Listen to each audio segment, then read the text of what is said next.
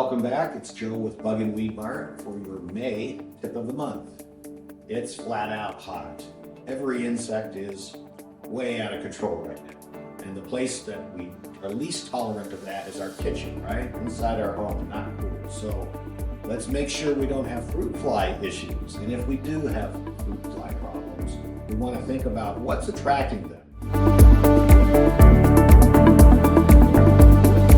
The garbage that needs to be taken out? Is it the garbage disposal that isn't being run about every week or so? Is it things we're putting down the garbage disposal that should be going in the trash taken outside? What about the fruit bowl on the table or the bananas on the countertop?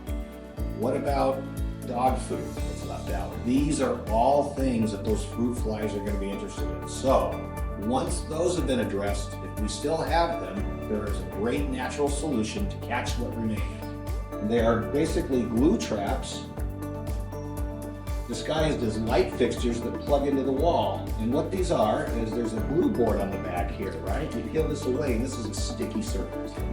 And on that sticky surface, the flying insect will land because this light bulb sets off like this kind of a blue hue, really pretty.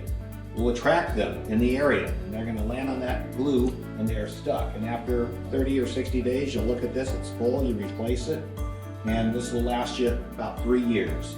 That's the big version. There's also a smaller version. The big version runs you $35.99. The smaller version is called the Dot. The Dot runs you $19.99. Works the same way, just illuminates a little bit less of an area, and the same kind of glue card works, and you replace that about every month or two. But these will minimize your fruit flies once you've taken those other steps to make sure they're not being attracted to your kitchen in the first place.